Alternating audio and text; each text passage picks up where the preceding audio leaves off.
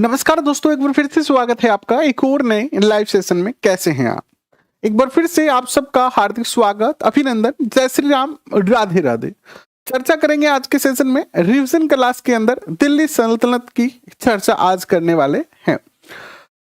इससे पहले हम कंप्लीट सिलेबस कर चुके हैं एनसीईआरटी से, यानी कंप्लीट एसएसटी हम एनसीईआरटी से कर चुके हैं। अगर आपने वो सेशन नहीं देखे हैं तो हमने आपके लिए कंप्लीट एसएसटी का प्लेलिस्ट बना रखा है, रीट मुख्य परीक्षा एसएसटी, जाके देखें।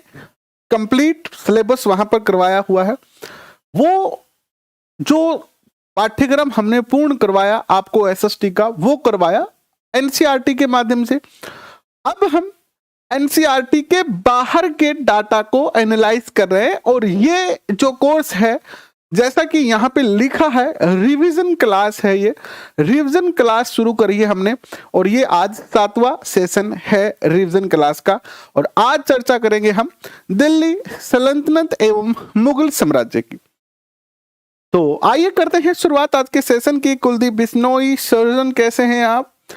एंड रजनी, जितेंद्र, संदीप, पिंकू, अजय, ललिता, जगदीश, सुनीता, कमलेश, ताराचंद्र, नितेश एंड संदीप चौधरी, जया सैनी, आप सबका बहुत बहुत स्वागत और अभिनंदन। तो करते हैं शुरुआत। निकाल लीजिए आपके रजिस्टर जहां आप नोट्स बनाना चाहते हैं, और थोड़ा सा इसको प्रयास यही करेंगे, टारगेट यही है। देखो, ऐसे तो बहुत चीजें पढ़ी जा सकती है अगर आप दिल्ली सल्तनत पढ़ते हो तो, लेकिन चूंकि हम रीट की तैयारी कर रहे हैं तो मैं आपको रीट के लेवल से थोड़ा सा अप करवाने का प्रयत्न करूंगा, यानी रीट के लेवल से थोड़ा सा ज्यादा, यानी हम प्रयास करेंगे यहां तक जा उतना कर पाए जहां तक क्वेश्चन पूछने की संभावना रहती है। ठीक है, तो बहुत गहराई से समझने का प्रयत्न करेंगे, लेकिन ऐसा भी नहीं है कि हम इतने ज्यादा किसी टॉपिक में उलझ जाएं कि फिर वो अपने काम का भी ना हो, है ना भाई। हम आरएस की तो तैयारी नहीं कर रहे हैं, इसलिए हम बहुत ज्यादा डीप नहीं जाएंगे, लेकिन रीट के लेवल से थोड़ा गहरा पढ़ेंगे। जो हमने एनसीईआरटी से पढ़ा था वो बहुत ज्यादा लाइट था, लेकिन एनसीईआरटी में जो पढ़ा था वो भी बहुत महत्वपूर्ण है। जो बच्चे एनसीईआरटी की क्लास नहीं देख पाए हैं अभी तक, वो जाके प्लेलिस्ट में कंप्लीट एसएसटी एनसीईआरटी से देखें, उनसे बहुत बेहतरीन बेनिफिट होने वाला है। और उसके बाद ये रिवीजन क्लास देखें, ताकि आपका जो कलेक्शन बनेगा एक डाटा का, वो बहुत ही प्यारा और बेहतरीन बनेगा, जो एग्जाम के दृष्टिकोण से बहुत ज्यादा आपके लिए महत्वपूर्ण सिद्ध होगा। तो लिखिए, दिल्ली सल्तनत के बारे में चर्चा करेंगे आज, और इसके बाद मुगल साम्राज्य की चर्चा अपन जो है वो करने वाले हैं। तो हेडिंग डाल दीजिए सल्तनत काल, हेडिंग डाल दीजिए।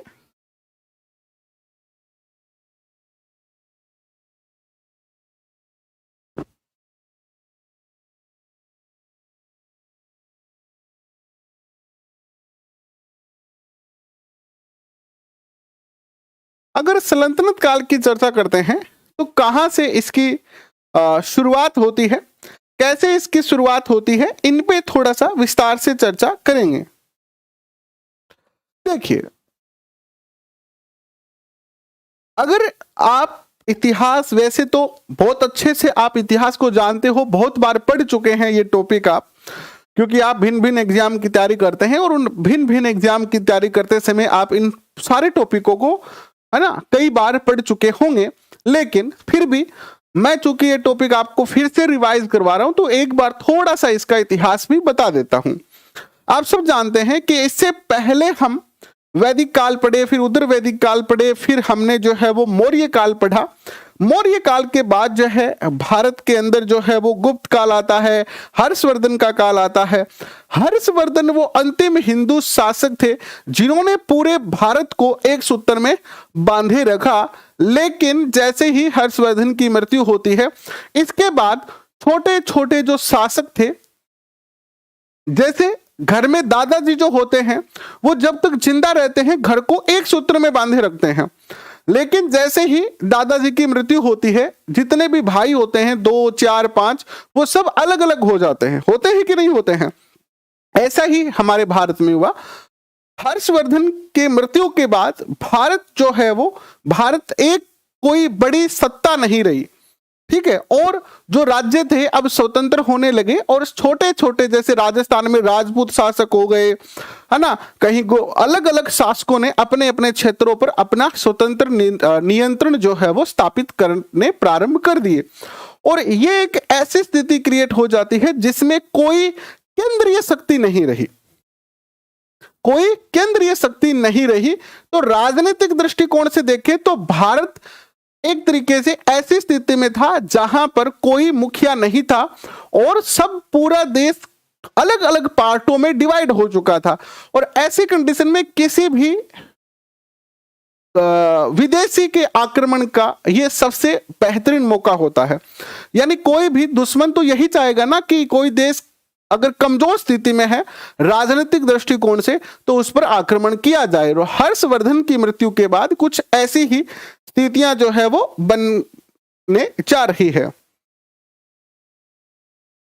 अब देखिए, लिखिए, हर्ष की मृत्यु के बाद राजपूत व अन्य छोटे छोटे राज्यों का उदय होता है। महत्वपूर्ण बात यही है, लिखो,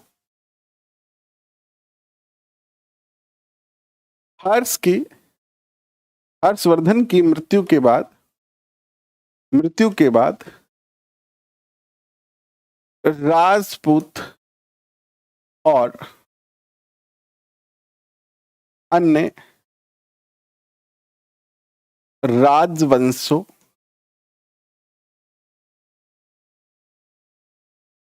का उदय हुआ, लेकिन कोई भी केंद्रीय जो है वो शासक नहीं रहा। ठीक है, भारत की राजनीतिक या राजनैतिक स्थिति इस टाइम जो है वो सही नहीं थी, क्योंकि कोई भी केंद्रीय सत्ता यहां पे नहीं थी और सब छोटे छोटे भागों में बंट चुके थे। तो भारत की राजनीतिक स्थिति विदेशी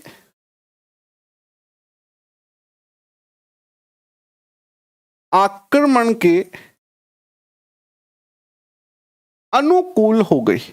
अनुकूल यानी एक ऐसी स्थिति होगी, जैसे मान लो मैं एक उदाहरण के तौर पर समझाता हूं, है ना। आपने एक मारवाड़ी उदाहरण समझा कि एक परिवार है, ठीक है, और ए परिवार के अंदर पहली दादो दादी, ठीक है, ये दादो दादी है, और आगे देखो है वो 4 तो बेटा है और 3 बेटे हैं।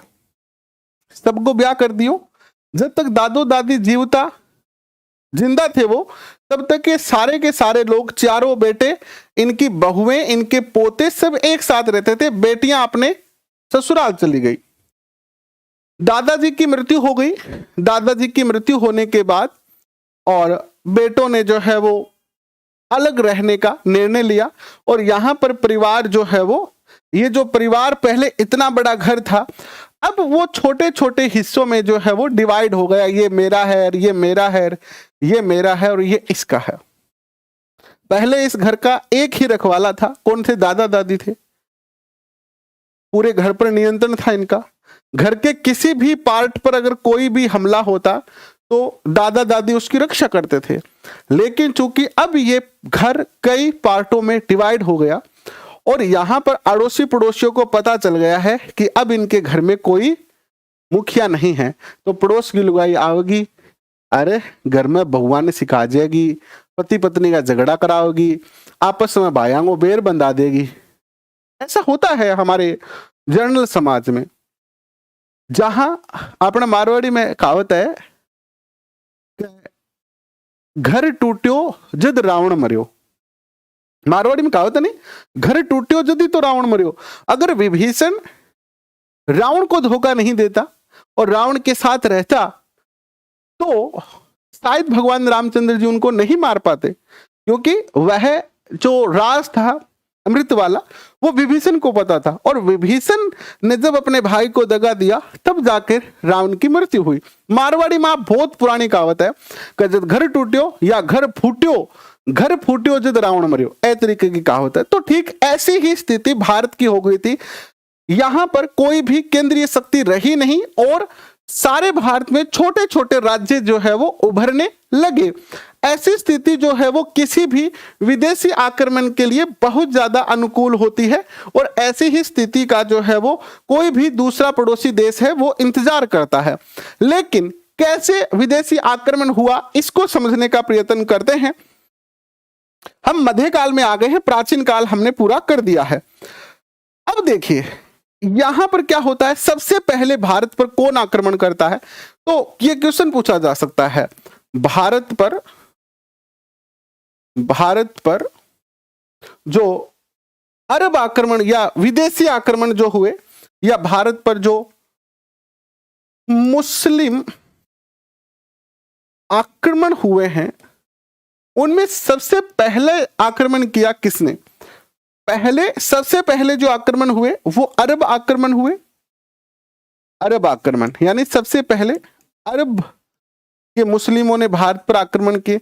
इसके बाद जो है वो तुर्क आक्रमण हुए यानी तुर्की मुसलमानों ने आक्रमण किए। और इसके बाद जो है वो अफगान मुस्लिम जो थे इन्होंने भारत पर जो है वो आक्रमण किए। इस तरीके से इनका क्रम पता होना चाहिए, क्योंकि अधीनस्थ बोर्ड है और अधीनस्थ बोर्ड कभी सीधी अंगुली से घी नहीं निकालता है, हमेशा उसकी अंगुलियां टेढ़ी रहती है। तो वो टेढ़े क्वेश्चन आपसे निश्चित तौर पर पूछेगा।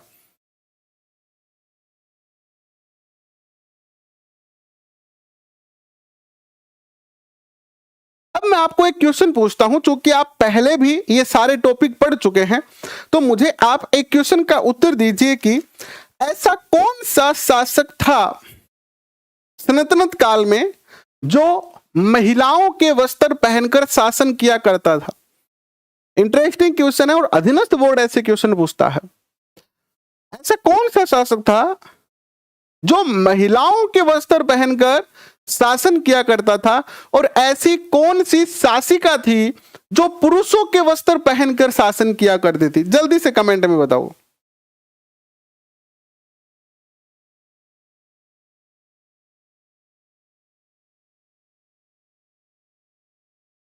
देखिए लिखकर लाने टाइम बचा के करोगे क्या? टाइम बचा के क्या करोगे? जल्दी से बताओ। ऐसा शासक जो मुस्लिम ऐसा सनातन काल का शासक, सनातनत काल का ऐसा शासक जो महिला के वस्त्र पहनकर शासन किया करता था। तो पहला तो क्वेश्चन है। इसके बाद दूसरा क्वेश्चन था कि ऐसी महिला शासिका जो पुरुष के वस्त्र पहनती थी, वो महिला शासिका तो रजिया थी, बिल्कुल है। और जो पुरुष शासक है वो कौन है, वो भी आप कमेंट में बताइएगा। अब हम शुरुआत करते हैं। सबसे पहले अपन अरब आक्रमण की चर्चा करते हैं। देखो सबसे पहले हम अरब आक्रमण की चर्चा यहां पर करते हैं कि अरब आक्रमण किस तरीके से होता है भारत पर, है ना। और फिर हम सल्तनत काल में चलेंगे। सबसे पहले अरब आक्रमण, थोड़ा सा विस्तार से चर्चा कर रहे हैं, अरब आक्रमण की बात करते हैं। तो देखिए अरब आक्रमण कैसे हुए भारत में, तो इसका अनेकों अनेक कारण थे भारत में अरब आक्रमण होने के। लेकिन अगर मुख्य रूप से हम चर्चा करते हैं तो प्रथम जो अरब आक्रमणकारी था भारत में, प्रथम अरब आक्रमण किसने किया भारत में? प्रथम अरब आक्रमण जो किया था भारत में वो किया था मोहम्मद बिन कासिम ने। मोहम्मद बिन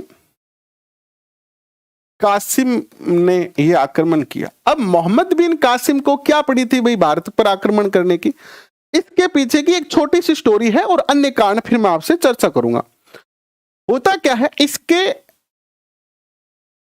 युद्ध के कारण क्या है या भारत पर आक्रमण के कारण क्या है, कारण लिखो और उसमें एक तत्कालिक कारण लिखो। हालांकि अनेकों अनेक कारण हैं लेकिन तत्कालिक कारण, जैसे 1857 की क्रांति पढ़ते हैं तो हम तत्कालिक कारण में क्या पढ़ते हैं? कारतूस लगे हुए, सॉरी, सूअर व गाय की चर्बी वाले कारतूस। इसी प्रकार कारण क्या था? तात्कालिक कारण था, श्रीलंका का एक शासक था और श्रीलंका के शासक ने क्या किया? श्रीलंका के शासक ने जो मुस्लिम खलीफा है वलीद, क्या नाम है? वलीद खलीफा। खलीफा मुस्लिम धर्म में सबसे उच्च पद होता है। खलीफा वलीद के लिए उपहार भेजे, उपहार भेजे, ठीक है, उपहार भेजे। एक थोड़ा सा समझ लेते हैं। ये अपना जो है वो भारत का मैप है और यहां पर जो है वो श्रीलंका है और उस टाइम जो है वो पाकिस्तान भी भारत का हिस्सा था। तो और यहां पर जो है वो आपका ये ईरान, इराक है, इराक के अंदर खलीफा थे। अब यहां से कोई श्रीलंका से, पहले क्या होता था, जल मार्ग से ही यात्रा होती थी, तो श्रीलंका के शासक ने कई पानी के जहाज भेजे जो इस रास्ते से होते हुए, पहला जो बंदरगाह था वो यहां था। एक बंदरगाह था यहां पर सिंध में, कहां? सिंध में। और बंदरगाह का जो नाम था वो क्या था? देवल। यहां पर देवल बंदरगाह था, बंदरगाह जहां पानी का जहाज ठहर सकता है।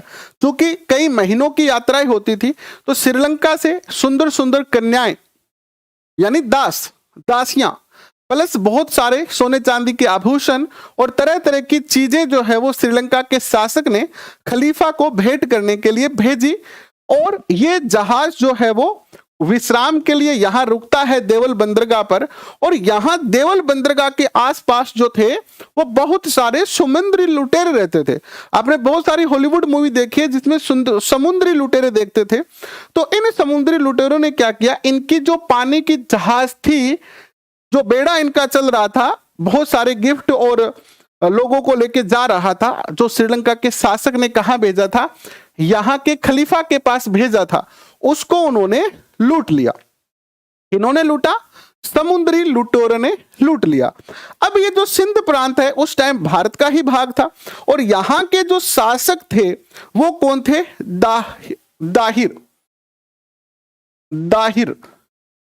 दाहिर थे, जो अंतिम हिंदू शासक थे। यहां के अंतिम हिंदू शासक थे दाहिर। तो खलीफा ने दाहिर से कहा कि अरे भैया दाहिर, हमारे गिफ्ट आ रहे थे और तुम्हारे सिंध प्रांत के बंदरगाह देवल पर समुद्री डाकुओं ने उनको लूट लिया, तो तुम उन समुद्री डाकुओं को पकड़ो और उनको सजा दो। देवल ने कहा, देखिए मैं तो एक साधारण शासक हूं और वो डाकू जो है वो समुद्र में रहते हैं, तो मेरा उन पे नियंत्रण नहीं है, मेरा उन पे नियंत्रण नहीं है। और ये कहकर दाहिर ने सहायता करने से मना कर दिया। और वास्तविकता भी यही थी कि दाहिर के बस में नहीं थे वो, ठीक है। तो इसलिए ये जो खलीफा है वो बड़े नाराज होते हैं। इधर वाली चीज आपको नहीं दिख रही होगी, कोई बात नहीं, ऐसी कोई खास चीज नहीं। खलीफा नाराज हुए और खलीफा ने बगदाद के जो शासक हैं अल हज्जाल, खलीफा ने क्या किया?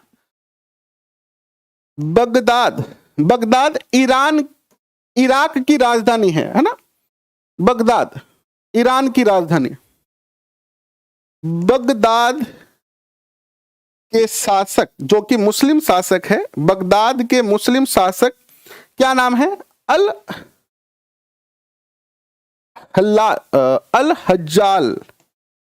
हज्जाल को कहा कि अल हज्जाल, तुम बगदाद के शासक था ये, तो कहा इराक जो ईरान है वर्तमान में, उस ईरान की राजधानी है बगदाद। तो खलीफा ने कहा किससे? अल हज्जाल से कहा कि तुम जाओ और उन समुद्री लुटेरों को सब सिखा के आओ। उन्होंने खलीफा का माल लूटा है तो उनको माफ नहीं कर सकते हम, तुम जाओ और तुम उनको जो है वो सबक सिखाओ और सिंध प्रांत पर आक्रमण करो और वहां पर अपना अधिकार होना चाहिए। तो इस अल हजाल ने क्या किया, इनका दामाद था, कौन था इनका दामाद? मीर कासिम। कौन था? मोहम्मद बिन कासिम। इन्होंने फिर मोहम्मद बिन कासिम को भेजा, कासिम, और मोहम्मद बिन कासिम ने जो है वो फिर यहां पर सिंध पर 712 ईस्वी में क्या किया? आक्रमण किया और सिंध के राजा दाहिर को परास्त किया और इस बंदरगाह पर अपना अधिकार किया और समुद्री लुटेरों को भी इन्होंने परास्त करने का प्रयत्न किया। तो इस तरीके से प्रथम अरब आक्रमण भारत पर होता है। वर्तमान में तो यह क्षेत्र पाकिस्तान में चला गया है। यह एक तात्कालिक कारण था किस पर आक्रमण होने का? भारत पर आक्रमण होने का तात्कालिक कारण था ये। इसके अलावा भी अनेकों अनेक कारण थे। क्या अनेकों अनेक और कारण क्या थे? अन्य कारणों की अगर चर्चा करते हो आप, ये तो तात्कालिक हो ही गया। अन्य जो कारण था वो था, एक तो भारत की राजनीतिक स्थिति, भारत की राजनीतिक स्थिति जो कि अस्थिर थी। दूसरा कारण जो था इसमें मुख्य रूप से भारत का धन, यानी भारत सोने की चिड़िया था, बहुत धनवान देश था भारत, तो यह भी क्या बना? एक कारण बना। तीसरा जो यहां पर कारण था वो था इस्लाम धर्म का प्रचार प्रसार, इस्लाम का प्रचार करना। तो इस तरीके से भारत के अंदर अरब आक्रमणों की जो है वो क्या होती है? शुरुआत हो जाती है। और सबसे पहला आक्रमण 712 ईस्वी में जो है वो मोहम्मद बिन कासिम ने जो है वो किया है। ठीक है, यहां तक किसी को कोई दिक्कत? खलीफा किसे कहते हैं? मुस्लिम धर्म में जो सबसे उच्च पद है, जैसे अपने हिंदू धर्म है तो हिंदू धर्म में हम जैसे हमारे धर्म का, जैसे हमारे यहाँ बहुत सारे अखाड़े बने हुए, बहुत सारे संत संप्रदाय हैं, तो उनका जो सर्वोच्च पदाधिकारी होता है उसे हम क्या कहते हैं? उसको हम ज्यादा सम्मान देते हैं। इसी तरीके से मुस्लिम जो है, मुस्लिम धर्म में भी जो सर्वोच्च अधिकारी होता है, जनरली ये जो पश्चिमी देश है, जो पश्चिमी मुस्लिम कंट्रीज हैं, वहां पर एक खलीफा का पद होता है जो मुस्लिम धर्म का सर्वोच्च अधिकारी होता है, जो मुस्लिम धर्म का संचालन करता है, लोगों को धर्म का पालन करवाता है। ठीक है, तो ये इस तरीके का एक पद है। यहां तक किसी को कोई दिक्कत है तो बताओ। अब इसके बाद सेकंड आक्रमण जो होता है वो होता है तुर्क आक्रमण। हालांकि आप कहोगे सर ये तो सिलेबस में ही नहीं है, लेकिन अगर हमें अच्छे तरीके से दिल्ली सल्तनत को समझना है तो ये सारी चीजें हमें थोड़ी थोड़ी जाननी पड़ेगी। हालांकि मैं केवल आपको बेसिक बात ही बता रहा हूं, तुर्क आक्रमण जो कि अपने पेपर में पूछी जा सकती है। हालांकि इनको बहुत ज्यादा डिटेल से भी पढ़ा जा सकता है, लेकिन उतना डिटेल से मैं नहीं आपको बता रहा हूं क्योंकि वो फिर चीजें आपके काम की नहीं रहेगी। ठीक है, तुर्क आक्रमण में जो है वो देखो, तुर्क एक बड़ी ही कट्टर जो है वो मुस्लिम प्रजाति रही है और ये बर्बर थी, यानी इसमें दया नहीं होती थी, बिल्कुल बहुत ज्यादा कट्टरता होती थी। और तुर्क जो है, इनके जो संस्थापक है तुर्क, वो कौन है?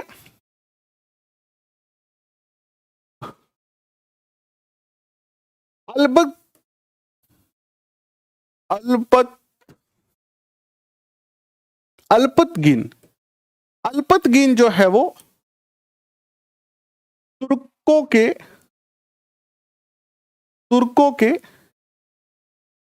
संस्थापक है।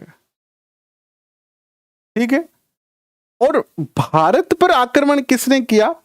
प्रथम कौन तुर्क था जिसने आक्रमण किया? तो ये है सुबुतगीन। सुबुतगीन वो शासक हैं जिन्होंने प्रथम बार भारत पर आक्रमण किया। प्रथम तुर्क कौन था जिसने भारत पर आक्रमण किया? तो ये हैं आपके सुबुतगीन। प्रथम बार भारत पर आक्रमण इन्होंने जो है वो किया था। ठीक है, और इसके बाद जो है वो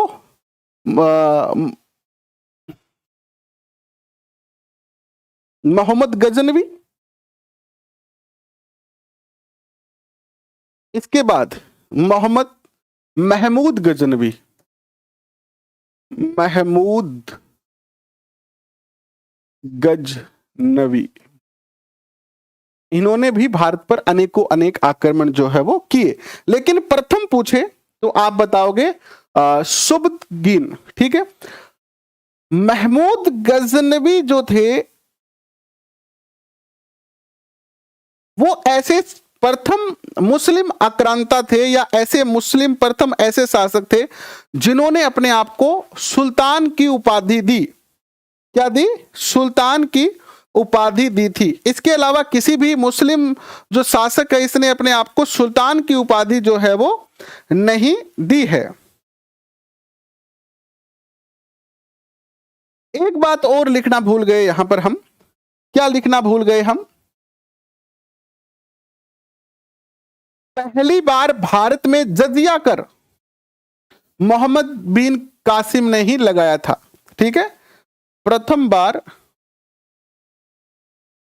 भारत में यानी अखंड भारत में जजिया कर लगाया जो गैर मुस्लिमों पर लगता था। इसका उद्देश्य क्या था कि जजिया कर लगाएंगे तो जो मुस्लिम लोग हैं उनको तो कोई दिक्कत नहीं आएगी कि उनसे तो ये लिया नहीं जाएगा, गैर मुस्लिमों से लिया जाएगा जो मुस्लिम नहीं है।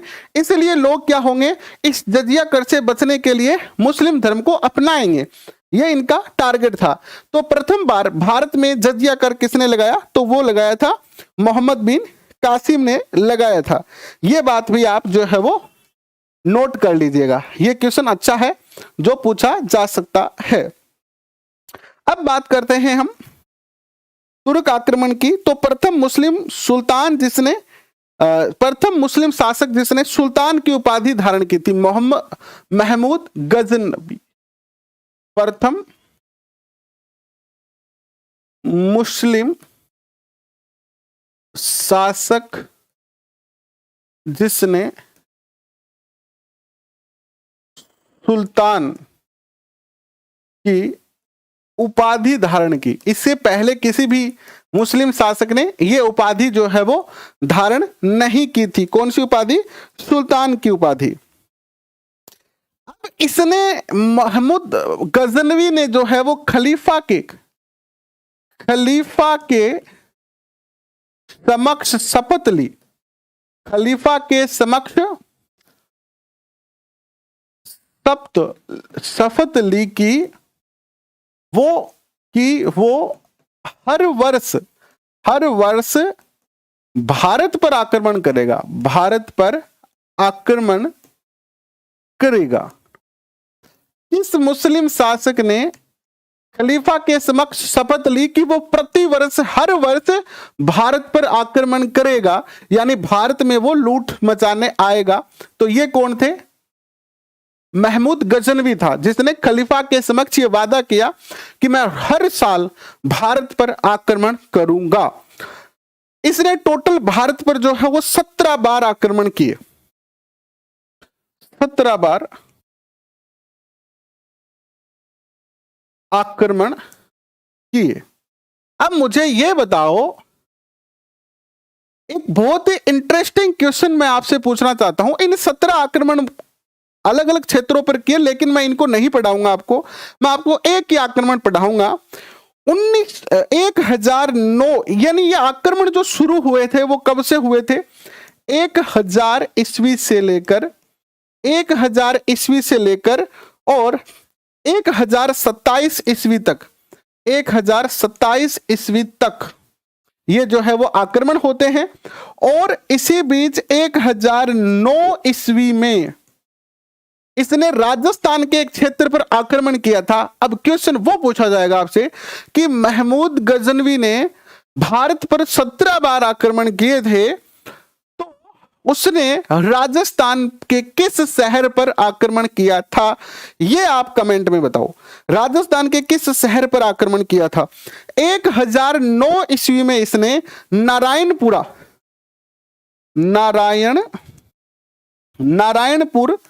अलवर अलवर पर आक्रमण किया। यह बात क्योंकि राजस्थान से संबंधित है तो आपको याद रखनी है। 1009 में इसने नारायणपुर अलवर पर जो है वो आक्रमण किया था। नारायणपुर एक स्थान है अलवर डिस्ट्रिक्ट में, जो राजस्थान में अलवर है उसका, और इस पे इन्होंने जो है वो आक्रमण किया था। यह क्वेश्चन अधीनस्थ बोर्ड पूछ सकता है। और फिर 1030 में इसकी जो है वो मृत्यु हो जाती है। किसकी? महमूद या महबूब गजनवी की। ठीक है, महमूद, यहां पे थोड़ी सी सही कर देता हूं, महमूद गजनवी की जो है वो की मृत्यु हो जाती है 1030 में। तो ये लाइन जो है वो आप याद रखना। सबसे ज्यादा तो आक्रमण इसने सोमनाथ पर ही किया था क्योंकि वहां से सबसे ज्यादा धन मिला। सोमनाथ तो सबको पता ही है, बार बार क्वेश्चन पूछा गया, लेकिन चूंकि ये राजस्थान से संबंधित क्वेश्चन है कि नारायणपुर जो राजस्थान में अलवर जिले के अंदर एक स्थान है, उस पर भी इसने 1009 में जो है वो आक्रमण किया था। ठीक है,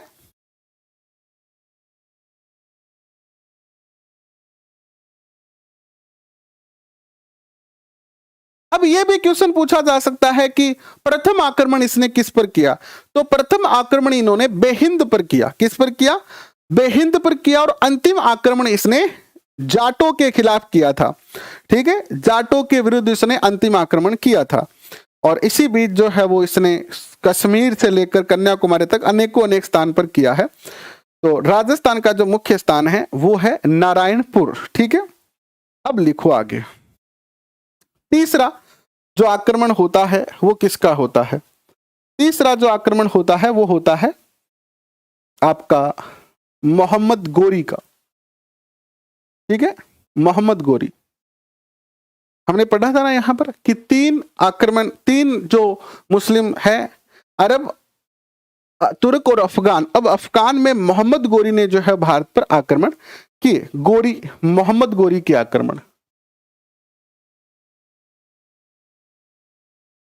मोहम्मद गोरी, अब देखिए मोहम्मद गोरी जो है वो कहां का है बताओ? मोहम्मद गोरी जो है वो 1175 में ये मुल्तान का शासक बनता है। 1175 में मुल्तान पर आक्रमण करता है। मुल्तान पाकिस्तान में है, मुल्तान पर आक्रमण।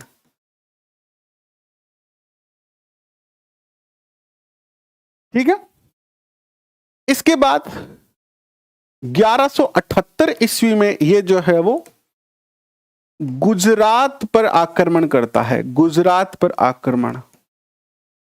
और गुजरात का शासक कौन था इस समय बताओ? भीम द्वितीय। कौन था? भीम द्वितीय था। ठीक है, इसके बाद 1191 में इसने जो आक्रमण किया वो कहां किया? तराइन। तराइन का प्रथम युद्ध होता है और पृथ्वीराज चौहान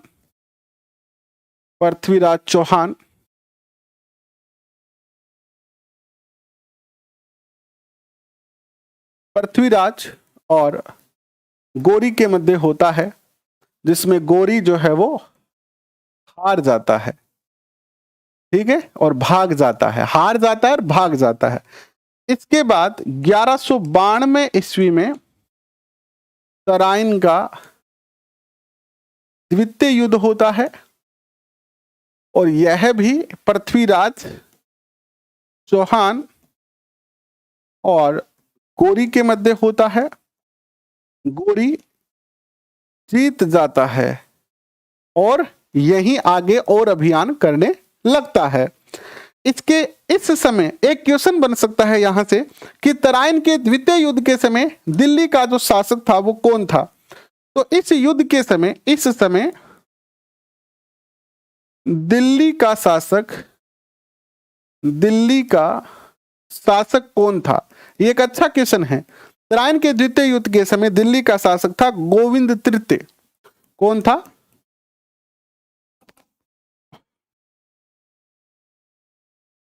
गोविंद तृतीय था। ये जो सारी चीजें आप पढ़ रहे हो सकता है कि आपको थोड़ा जोर आए, कुछ बच्चों को ऐसा भी लगे कि सर हमें फटाफट टाइप करके लेके आए और फटाफट बता के चले जाएं और हम फटाफट पीडीएफ डाउनलोड करें, प्रिंट निकाले और याद कर ले। लेकिन जो काम जितना ज्यादा सरल होगा उतना ही ज्यादा उसमें सफलता के चांस कम होंगे। सफलता हमेशा ज्यादा मेहनत मांगती है। तो वैसे आप कर सकते हैं, आपके पास बुक में सब कुछ लिखा हुआ है, लेकिन अगर आप मेरे साथ लिखोगे, हाँ ये जरूरी है कि थोड़ा समय ज्यादा लगेगा, लेकिन आपके पास समय है। हम रिवीजन कोर्स कर रहे हैं, मेरा टारगेट यही है कि कुछ भी बचे नहीं। हम बहुत सारी चीजों को पहले एनसीईआरटी से पढ़े हैं, अब एक एक चीज को यहां से पढ़ रहे हैं। टारगेट बस यही है कि यहां इस परिवार में पढ़ने वाला बच्चा किसी भी अदर बच्चे से कम ना रहे, बस। हालांकि मैं आपको यह बात बार बार कह चुका हूं कि मैं एक ही यहां पर आपका सहयोग करने वाला हूं। मेरे पास कोई अलग अलग टीम नहीं है, कोई विषय विशेषज्ञ नहीं है, और दिन में 3-4 ही क्लास में कर पाता हूं। लेकिन जितना मुझसे हो सकता है, मैं ये नहीं कहता कि मैं आपको सबसे बेस्ट पढ़ा रहा हूं, लेकिन मैं इतना कह सकता हूं कि जितना मैं आप तक पहुंचने का प्रयत्न करूंगा उतना मेरा डाटा आप तक बेस्ट पहुंचेगा, ठीक है। और ये जो डाटा है वो किसी से कम नहीं होगा। आप पेपर में जाओगे तो आपको निराशा नहीं होगी, ये आपसे मेरा वादा है।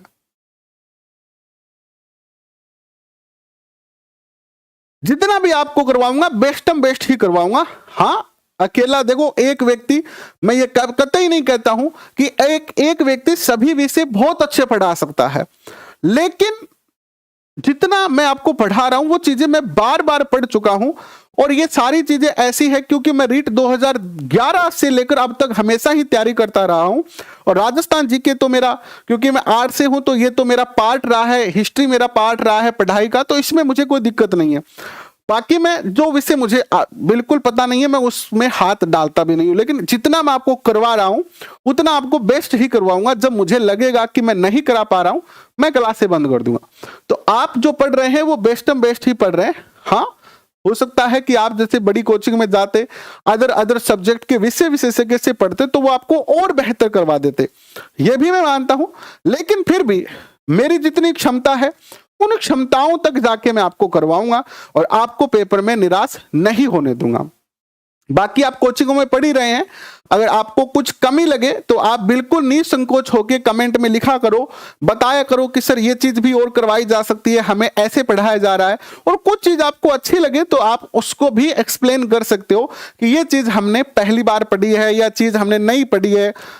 कोई दिक्कत नहीं है, कमियां भी है कुछ अच्छाइयां भी है, तो आप बिल्कुल लिख सकते हैं, कमेंट में बता सकते हैं, ठीक है। अब लिखो नेक्स्ट। 1192 में दिल्ली का शासक गोविंद तृतीय था और इसके बाद जो है वो युद्ध कौन जीत जाता है? गोरी जीत जाता है। और गोरी ने युद्ध जीतने के बाद क्या किया? एक और युद्ध किया 1194 में। किसके साथ किया याद है? पृथ्वीराज चौहान को धोखा किसने दिया था बताओ? जयचंद ने दिया था ना। जयचंद ने तो ही धोखा दिया था और उसी जयचंद को हराया गोरी ने। तो एक 1194 में युद्ध होता है आपका चंदावर का युद्ध। चंदावर का युद्ध किस किस के बीच होता है? गोरी और जयचंद गढ़वाल के मध्य, जिसमें जयचंद जो है वो हार जाता है। और यहीं से जो है वो खेल खत्म हो जाता है हिंदू शासकों का। यहां पर क्या करता है मोहम्मद गोरी, इनका एक दास था, दास का नाम क्या था? और यहीं से आपका असली खेल शुरू होता है दिल्ली सल्तनत का। मोहम्मद गोरी का दास था, एक दास यानी नौकर, इसका नाम क्या था बताओ? दास का नाम था कुतुबुद्दीन। कुतुबुद्दीन ऐबक। इस कुतुबुद्दीन ऐबक को क्या करा इन्होंने? ऐबक को जीते हुए क्षेत्र का गवर्नर नियुक्त कर दिया कि जितना क्षेत्र मैंने भारत में जीता है उसके तुम गवर्नर हो, ठीक है। तो कुतुबुद्दीन ऐबक को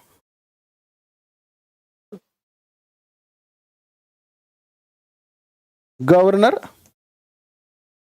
नियुक्त कर दिया और गोरी जो है वो स्वयं वापस चला जाता है। ठीक है, गोरी इसके बाद एक और युद्ध करता है और 1206 में गोरी की जो है वो मृत्यु हो जाती है। 1206 में गोरी की मृत्यु। अब यहां से कुतुबुद्दीन ऐबक ने भारत में जो है वो सल्तनत काल की जो है वो शुरुआत करी है। यह है पूरा इतिहास कि काल शुरू कैसे हुआ, दिल्ली साम्राज्य, दिल्ली में सल्तनत काल की शुरुआत कैसे हुई। इतनी बातें जब हम पढ़ेंगे तब हम पहुंचेंगे कि कैसे दिल्ली सल्तनत शुरू हुई। जनरली इसको यहां से भी पढ़ाया जा सकता था कुतुबुद्दीन ऐबक से, लेकिन चूंकि हम पढ़ ही रहे हैं तो थोड़ा अच्छे से पढ़ रहे हैं ताकि पूरी चीजें आपको पता चले। अब शुरू होता है आपका सल्तनत काल। ठीक है, लिखिए सल्तनत काल। यहां से शुरू होता है सल्तनत काल और यहां सल्तनत काल में सबसे पहला जो वंश होता है वो कौन सा वंश होता है, जिसे क्योंकि गुलाम था ये तो गुलाम वंश कहते हैं। इसको क्या कहते हैं, गुलाम वंश। गुलाम था इसलिए गुलाम वंश कहते हैं। बाकी इसका ममलुक वंश भी नाम है, ममलुक वंश। कुछ भी आए पेपर में आपको दोनों पता होना चाहिए। ठीक है, यहां से दिल्ली सल्तनत जो है वो शुरुआत होती है। अब इस गुलाम वंश के अंदर अनेकों अनेक शासक होते हैं। मैं कुछ शासकों के बारे में आपको बताने का प्रयत्न करता हूं जो आपसे क्वेश्चन के रूप में पूछे जाएंगे। देखो सारी चीजें तो नहीं पढ़ी जाएगी, हालांकि जिस एग्जाम के लिए हम तैयारी कर रहे हैं उसके अकॉर्डिंग मैं आपको सब कुछ पढ़ाऊंगा।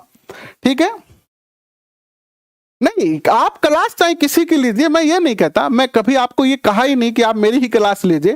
क्लास आपको जहां पर भी अच्छी लगे वहां लीजिए। बस मेरा तो यही कहना है कि हम जो करवा रहे हैं उस वो विश्वास करने योग्य है। आप पूर्णतः विश्वास कर सकते हो। अगर फिर भी आपका मन करे तो आप कहीं से भी पढ़ो, कोई दिक्कत नहीं है, बस आप कंपेयर करके पढ़ो। मैं चाहता हूं कि आप किसी पर भी, मुझ पर भी अंधविश्वास ना करो। अंधविश्वास यानी ऐसा विश्वास जो बिना तर्क के हो। आप जब भी मैं कोई टॉपिक पढ़ाऊं आप पहले पढ़ के आया करो, मेरे पढ़ाने के बाद आप उसको क्रॉस चेक किया करो। मुझसे भी कोई गलती हो सकती है। यानी टारगेट एक ही है कि आपके पास बेस्ट डाटा पहुंचे और पेपर में आपको सफलता मिले, क्योंकि सबका टारगेट तो यही है ना कि पेपर में आप सफल हो। पहला जो शासक है इसका वो है कुतुबुद्दीन। देखो ये जो वंश है इनका शासन 1206 से 1290 तक रहा। 1206 से 1290 तक इनका शासनकाल रहा है और सबसे पहला जो शासक आता है इसमें वो तो कुतुबुद्दीन ऐबक ही आएगा। तो लिखो कुतुबुद्दीन ऐबक पहला शासक है इनका। ठीक है, और इसका शासनकाल है आपका 1206 से लेकर 1210 तक। 1206 में शासक बना और 1210 तक ये जो है वो 1210 तक ये शासक रहता है। इसके काल में क्या क्या मुख्य घटनाएं घटी, मुख्य मुख्य घटनाएं लिख लीजिए। ठीक है, जहां से आपके रीट में पेपर में क्वेश्चन पूछा जा सकता है।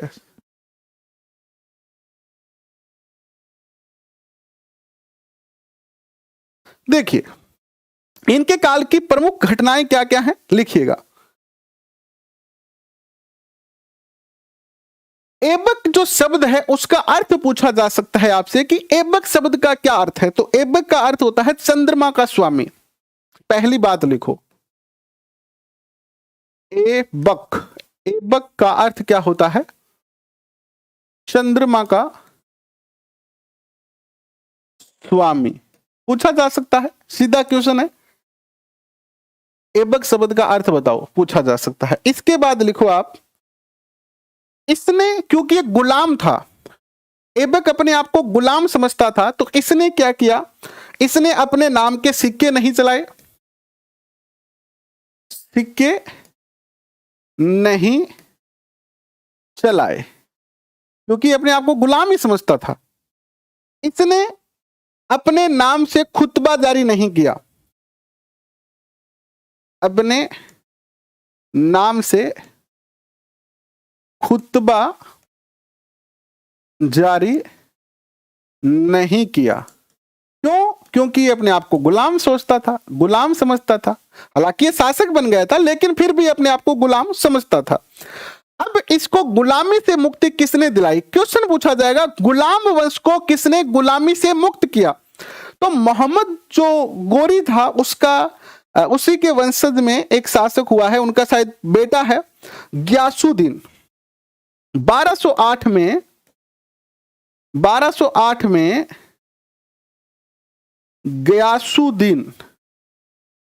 ग्यासुद्दीन ने दास्ता से मुक्त किया, दास्ता से मुक्त किया, यानी इनको ये कहा कि भैया आज से हम तुम्हें दास्ता से मुक्त कर रहे हैं, अब तुम हमारे दास नहीं हो, ठीक है। और फिर 1210 में इनकी 1210 में लाहौर में कौन सा खेल खेलते हुए मृत्यु हो गई? चोगान यानी पोलो खेलते हुए मृत्यु हो गई। ये थे आपके कुतुबुद्दीन ऐबक। बस, हालांकि इनकी और भी बहुत सारी बातें हैं, लेकिन हमें बस इतनी बातें अपने एग्जाम के दृष्टिकोण से जो है वो याद रखनी है। इसके बाद जो शासक बना वो बना कौन? आराम शाह, जिसने अपने काल में कुछ नहीं किया, ठीक है, आराम शाह। सेकंड जो शासक बनता है वो कौन बनता है? आराम शाह। कब बना ये? 1210 में बनता है और 1211 में ये हटा दिया जाता है। इसके काल की कोई ऐसी मुख्य घटना नहीं है। इसके बाद शासक बनता है इल्तुतमिश। इसके बाद कौन बनता है? इल्तुतमिश शासक बनता है, ठीक है। 1211 से 1236 तक, 1211 से 1236 तक ये जो है वो शासक रहता है। इल्तुतमिश के काल की कुछ घटनाएं हैं जो आपसे पूछी जा सकती है। इल्तुतमिश कौन था? ये ऐबक का दामाद था, कुतुबुद्दीन ऐबक का दामाद था, यानी लड़की का पति था ये, ठीक है। इसने दिल्ली को राजधानी बनाया। महत्वपूर्ण क्वेश्चन, दिल्ली को राजधानी बनाया। और ये जो गुलाम वंश है या फिर ममलुक वंश है या फिर सल्तनत काल का वास्तविक संस्थापक है, ये दिल्ली सल्तनत का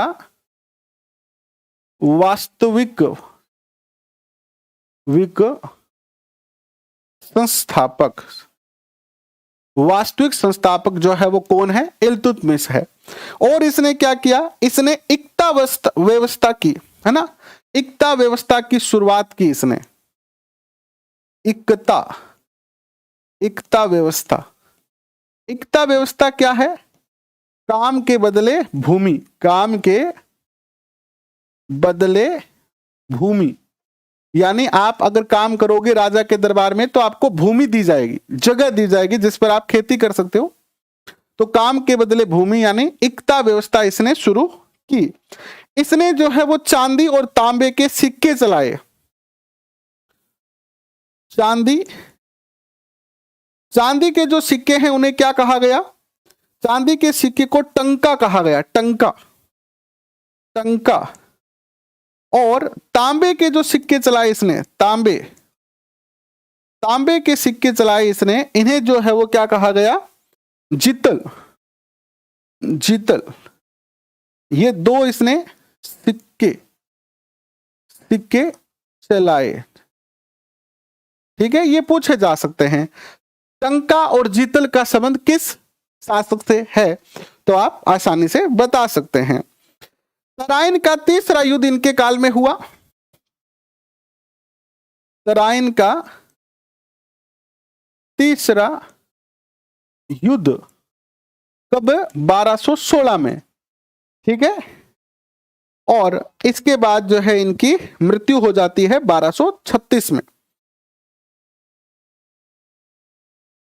इनकी जो मृत्यु हो जाती है वो 1236 में हो जाती है।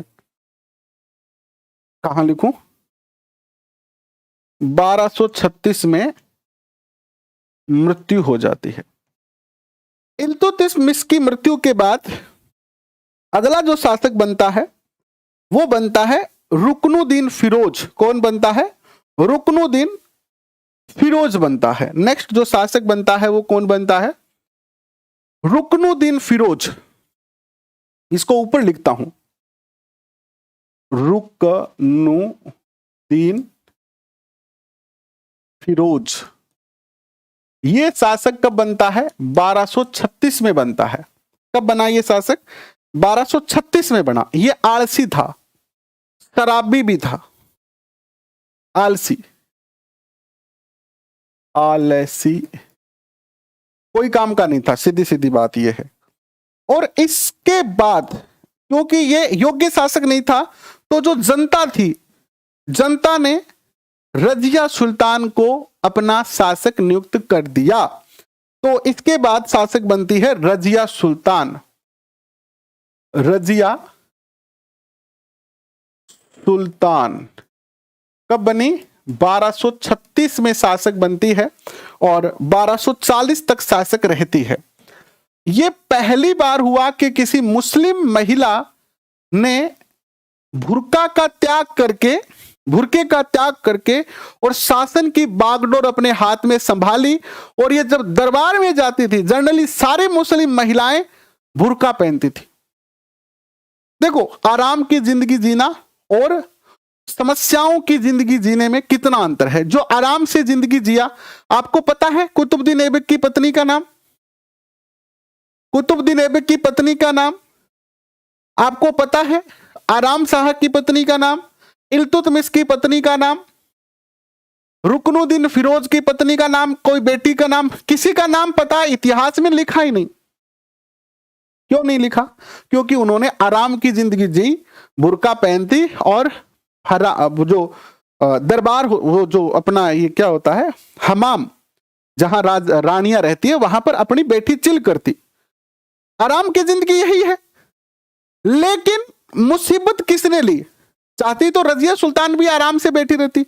रजिया सुल्तान ने अपनी राह खुद बनाई, बुर्के का त्याग किया और पुरुष की तरह चोला, जैकेट और सर पर टोपी लगाकर दरबार में जाती थी और 4 साल तक इसने जो है वो शासन किया। कैसे किया? देखिए, रजिया सुल्तान ने कुंबा और कुल्लाहा पहनकर जो है वो कुबा, क्या पहनती थी ये? कुबा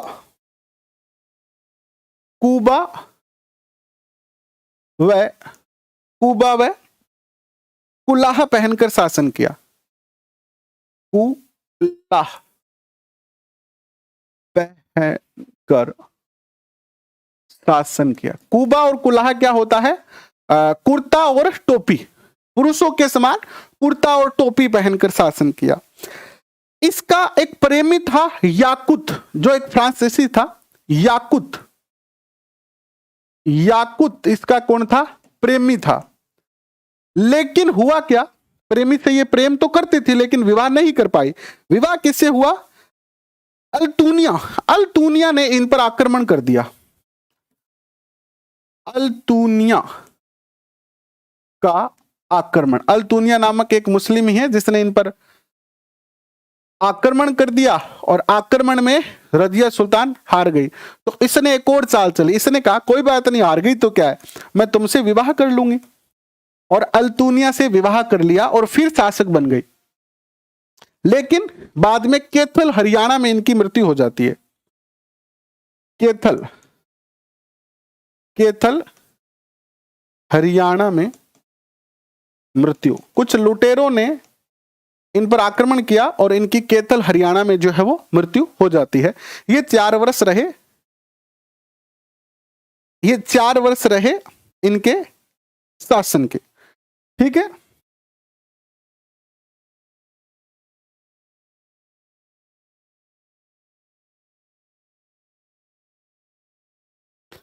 इसके बाद जो शासक बने वो कौन बने?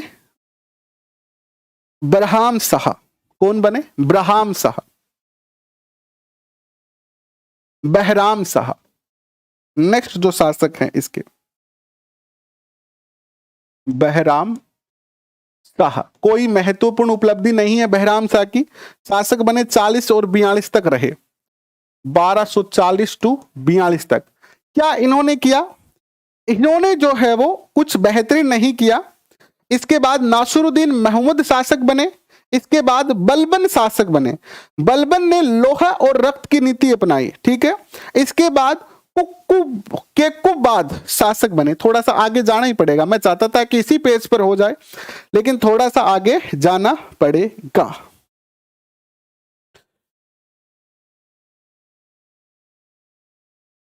चलो कोई बात नहीं, अगले पेज पे चलते हैं।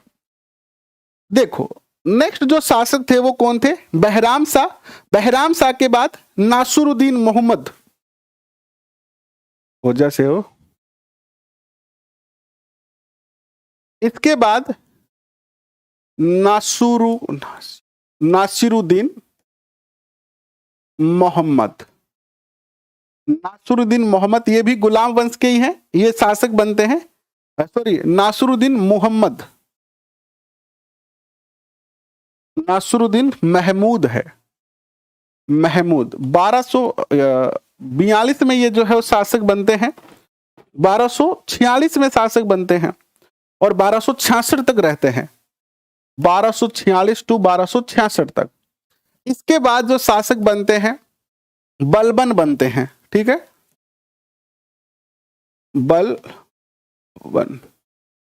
बलबन का शासक शुरू होता है 1266 से और ये जो जाता है वो 1286 तक जाता है। इन्होंने अपने शासनकाल में हालांकि अनेकों काम इन्होंने किए, लेकिन मुख्य काम है इन्होंने लौह एवं रक्त की नीति अपनाई। लौह एवं रक्त नीति, ये क्वेश्चन पूछा जा सकता है। नीति अपनाई। गुलाम वंश के किस शासक ने लौह रक्त की नीति अपनाई? तो बलबन ने। बलबन का पुत्र है केकुबाद, वो शासक बनता है इसके बाद। केकुबाद, केकुबाद ये शासक बनता है 1286 में और ये कब तक रहता है? 90 तक रहता है। लेकिन केकुबाद बड़ा ही अयोग्य शासक था, शराबी था। ये शराबी, शराब पीता था, चिल करता था और इसको लकवा हो गया बाद में, लकवा हो गया जिससे इसकी मृत्यु हो गई। ठीक, बस। इसके बाद एक और इनका ही शासक है जो 1290 में ही शासक बना। अब देखो मजे अब आएंगे आपको। कौन बना? क्यूमर्स। क्यूमर्स शासक बनता है कब? 1290 में। और इस क्यूमर्स का संरक्षक कौन है? संरक्षक यानी इनकी रक्षा करने वाला, इनका संरक्षक है जलालुद्दीन खिलजी। संरक्षक जलालुद्दीन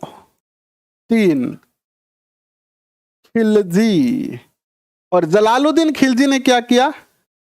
जलालुद्दीन खिलजी ने क्यूमर्स की हत्या कर दी और हत्या करके दिल्ली का शासक जलालुद्दीन खिलजी बन जाता है। यह है आपका गुलाम वंश।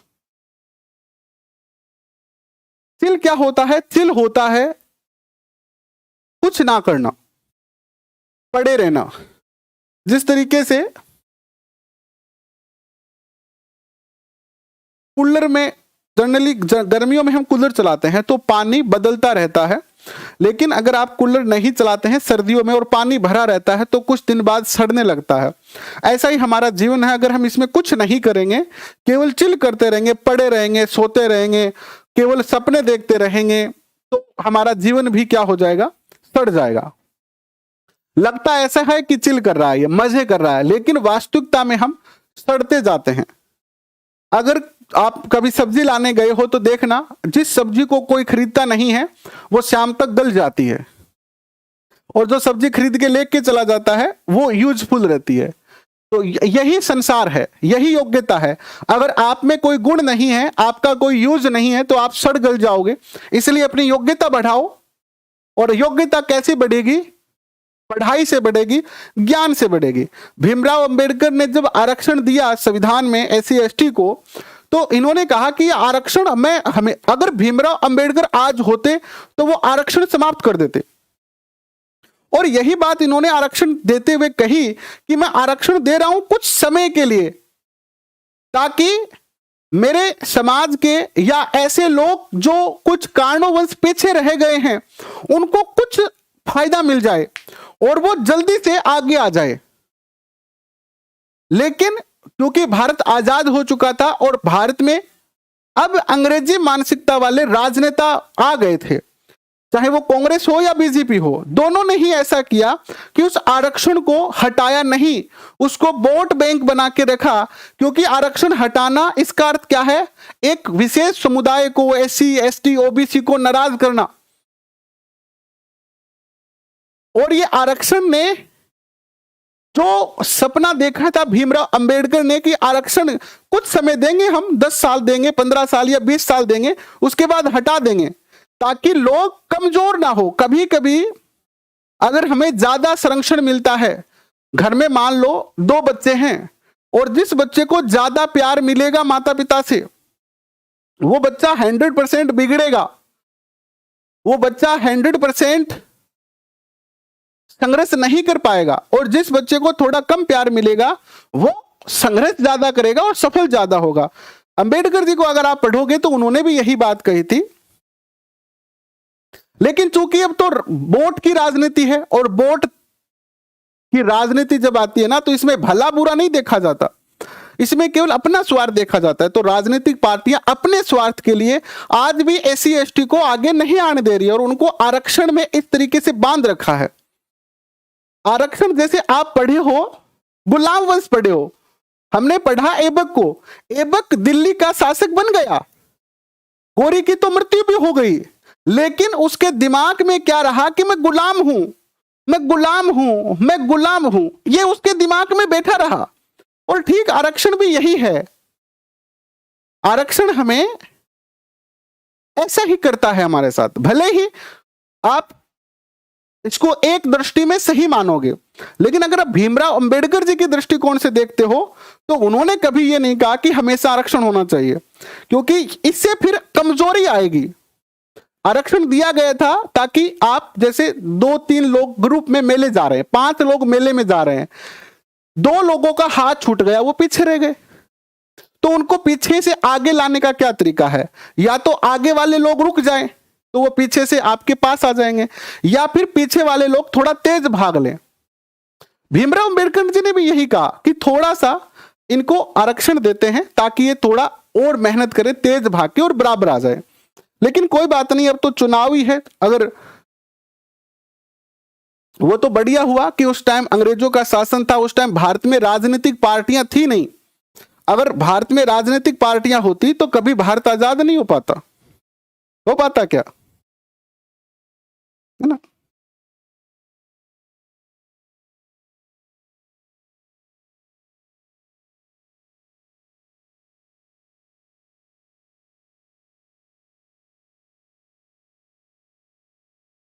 इसके बाद आगे बढ़ते हैं। यहां से जलालुद्दीन खिलजी जो है वो क्या बन जाता है? शासक बन जाता है। और नेक्स्ट जो सल्तनत काल का साम्राज्य है, खिलजी वंश की शुरुआत होती है। खिलजी वंश, और खिलजी वंश का जो शासन काल शुरू होता है वो होता है 1290 से और 1320 तक चलता है। 1290 से 1320 तक इनका जो है वो शासन काल चलता है, जिसको हम कल पढ़ेंगे। छोटा सा है खिलजी काल, और इसके बाद आगे के पढ़ेंगे। 2-3 दिन लग सकते हैं। अभी मेरा टारगेट, पहले तो मैं सोच रहा था कि जल्दी जल्दी सारा सिलेबस सलटवा दे दूसरी बार भी, लेकिन अगर एग्जाम 15-20 दिन लेट होता है तो फिर मैं टारगेट बना रहा हूं कि तीसरी बार रिवीजन ना करनी पड़े, इसलिए सब कुछ चीजें अभी कर लें। तो थोड़ा सा अगर टॉपिक, क्योंकि सबसे बड़ा टॉपिक अपना यही है, एसएसटी में सबसे बड़े टॉपिक 2 ही हैं। एक तो आपका भारतीय राष्ट्रीय आंदोलन का टॉपिक है सबसे बड़ा, और दूसरा है ये सल्तनत काल और मुगल साम्राज्य। इसके बाद तो छोटे छोटे टॉपिक है, एक एक दिन के टॉपिक है, उनमें अपने को टाइम नहीं लगेगी। इन दो टॉपिकों में अगर थोड़ा सा समय लगता है, एक आधा दिन ज्यादा, तो कोई दिक्कत नहीं है, ज्यादा लगे लेकिन इससे कुछ छूट नहीं जाए। और यहां से क्वेश्चन तो निश्चित तौर पर पूछे ही जाने हैं। और ये टॉपिक आपके बाकी एग्जाम, सीईटी, सेकंड ग्रेड और जो भी अदर एग्जाम की आप तैयारी करोगे उसमें भी आपके लिए बहुत ही कारगर सिद्ध होने वाले हैं। तो अभी के लिए बहुत बहुत धन्यवाद। फिर चर्चा करते हैं अगले सेशन में। कैसे लगे ये सेशन आपको जरूर कमेंट में बताएं। कमियां भी हो सकती है वो भी बताएं। आप अदर जगह से पढ़ भी रहे हैं तो अगर आपको कुछ लगे कि हम कुछ चीज भूल गए हैं तो कमेंट में लिखें ताकि उसको भी हम शामिल कर पाए। कोई चीज आपको अच्छी लगे तो आप वो भी कमेंट में लिखें ताकि थोड़ा सा और हमें मोटिवेशन मिले। आपके फीडबैक की बहुत ज्यादा आवश्यकता रहती है। अभी के लिए शुभ रात्रि। कल सुबह फिर से आपसे मुलाकात करते हैं। तब तक के लिए पढ़ते रहें,